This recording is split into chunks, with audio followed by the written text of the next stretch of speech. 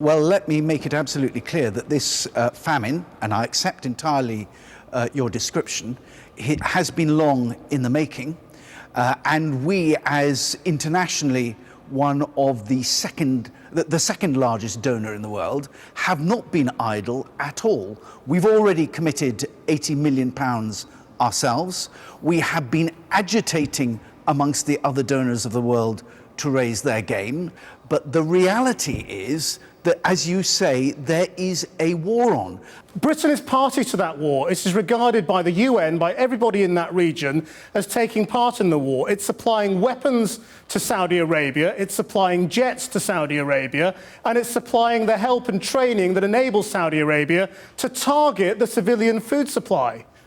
We are not a party to the war. If I thought for one moment the British provision of armaments were the cause of the warfare, or were, if we stopped supplying them, the war would stop, I would be the first to do so. Why don't you give it a try? But the reality is that the war is...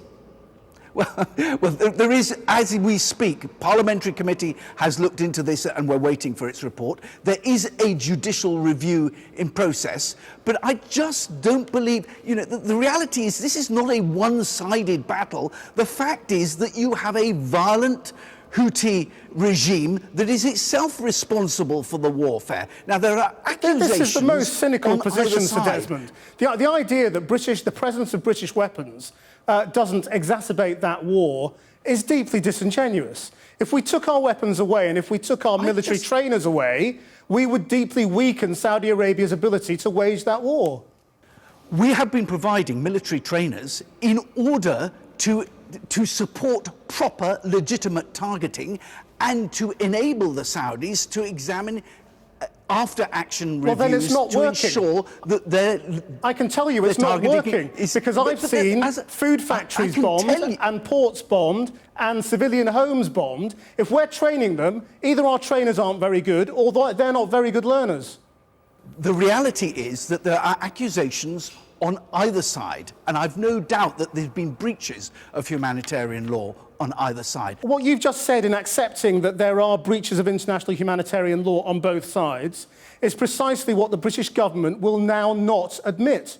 I mean, you're admitting it now that you're out of government, but the Foreign Office has gone to great pains to deny this, even though it's had to change its story in the last couple of weeks and admit that it had previously misled Parliament. I said I suspect that there are breaches on either side. I'm not in any way making an excuse, but I just don't believe this simplistic view of the world that somehow it's all Saudi Arabia's fault, and if we turned off the tap to Saudi Arabia, the war would stop. It won't. The war is a consequence of the bloody coup that took place when the Houthis overthrew the legitimate government of Yemen, backed by Iran. That's the problem. Now, I accept entirely that Yemen must be one of the worst places to be in the world at the moment, but the notion that somehow you can just blame Saudi Arabia and say that if we took effective action against Saudi Arabia, the war would stop, I think that's for the birds. Well, no one's saying that. That's a straw man argument you keep putting up. What I'm putting to you is that if you take away some of the weapons... Well, that's the argument you put to me a moment ago. No, the argument I put to you is that if you take away some... It's the argument you put to me a moment ago. Well, no, it's not. What I put to you a moment ago was that if you take away some of the weapons, you make it harder for one side to wage a war against the other.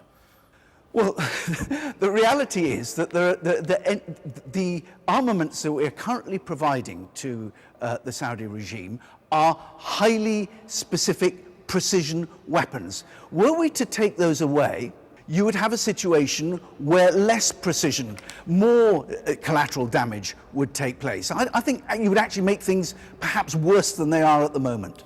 I mean, Sir Desmond, isn't the truth here that this is a very cynical position by the British government, that we're saying that security cooperation and British jobs in companies like British Aerospace are more important to us than 1.5 million children who are starving to death? No, because we are doing everything, we are bending every effort to relieve the 1.5 million children that are starving to death. And if I believe that somehow you're right, that if we withdrew weapons supply from the Saudis, that somehow those children would be alleviated, I just don't accept that. It's not a cynical position. You just have to accept that actually there is a different point of view here.